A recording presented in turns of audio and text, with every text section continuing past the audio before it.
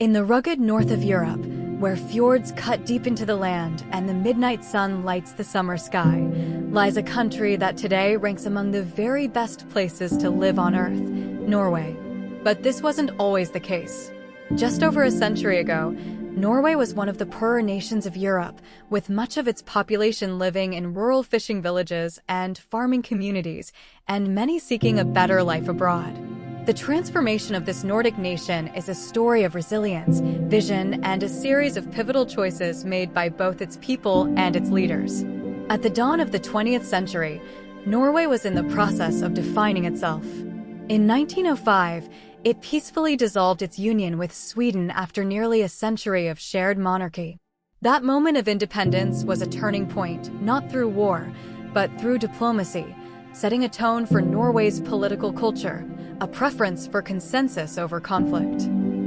Leaders like Christian Michelsen, the prime minister at the time, played a decisive role in guiding Norway through this delicate separation without bloodshed, creating a foundation of stability upon which future progress could be built. In the decades that followed, Norway remained primarily an agrarian and fishing-based economy. Life was hard and winters were long. The interwar period saw significant hardship, and during World War II, Norway was occupied by Nazi Germany from 1940 to 1945. The resistance movement, led by figures such as Gunnar Sandsteby, became a source of national pride, but the war also left the country's infrastructure damaged and its people weary. When peace returned, Norway's leaders knew that rebuilding would require not just bricks and mortar, but a new social contract. Post-war governments, particularly under the Labour Party and Prime Minister Einar Gerhardsen, often referred to as the father of the nation in the post-war era, set about creating a welfare state. The idea was simple but ambitious: universal healthcare, free education, unemployment support, and pensions, safety nets that would ensure no one was left behind. The 1950s and 1960s were years of steady growth, driven by fishing, shipping, and manufacturing, but the real transformation was yet to come. In 1969, everything changed when oil was discovered in the Norwegian sector of the North Sea. Ekofisk, the first major oil field, promised enormous wealth. But this moment was a crossroads. Many countries had been cursed by sudden resource wealth, falling victim to corruption, inequality, or economic instability. Norway's leaders, including ministers like Trygve Bratteli and later Gro Harlem Brundtland, decided on a different path. They created a strict regulatory framework for oil extraction and taxation, and in 1990, established the Government Petroleum Fund, later renamed the Government Pension Fund Global, to invest oil revenues abroad for the benefit of future generations.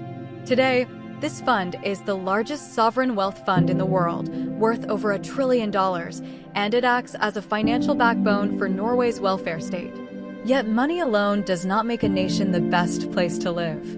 Norway invested in its people, continuing to improve public education, healthcare, infrastructure, and environmental policies. Leaders like Gro Harlem Brundtland, who served 3 terms as prime minister, also championed sustainable development on the world stage, linking Norway's domestic prosperity with a global responsibility. In the 1990s and 2000s, Norway consistently ranked near the top of the United Nations Human Development Index.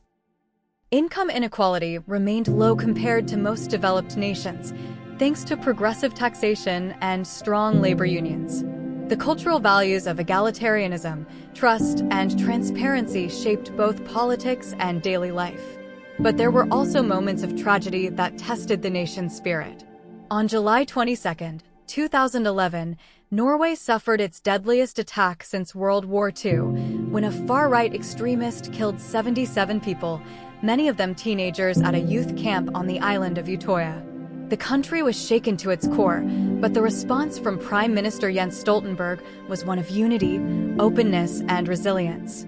"We will answer hatred with love," he said, and Norway chose not to close itself off, but to reaffirm its democratic and humane values. The nation's economic model, sometimes called the Nordic model, blends free market capitalism with a generous welfare state, funded by oil wealth, but sustained by high levels of trust between citizens and government. It also invests heavily in renewable energy, with hydropower providing nearly all of its electricity, and has ambitious goals for carbon neutrality. Culturally, Norway maintains a deep connection to nature. The concept of friluftsliv, or open-air living, is embedded in the national identity. This lifestyle, combined with work-life balance, low crime rates, and excellent public services, contributes to the high quality of life experienced by its citizens. Today, Norway stands as a testament to what is possible when a nation's wealth, whether natural or human, is managed with foresight, fairness, and long-term thinking. From a humble, struggling nation at the start of the 20th century to a modern, prosperous, and socially cohesive society, the journey was shaped by leaders like Christian Michelsen, Einar Gerhardsen, Gro Harlem Brundtland, and Jens Stoltenberg, as well as by the ordinary Norwegians who believed in collective progress. It is a story of choices. The choice to build peace instead of wage war, to share wealth instead of hoard it, to open doors instead of closing them. In the words of many who have studied the country's development, Norway did not just discover oil, it discovered a way to turn opportunity into security and security into freedom. And in doing so, it earned its place as one of the best countries to live in, not by chance, but by choice.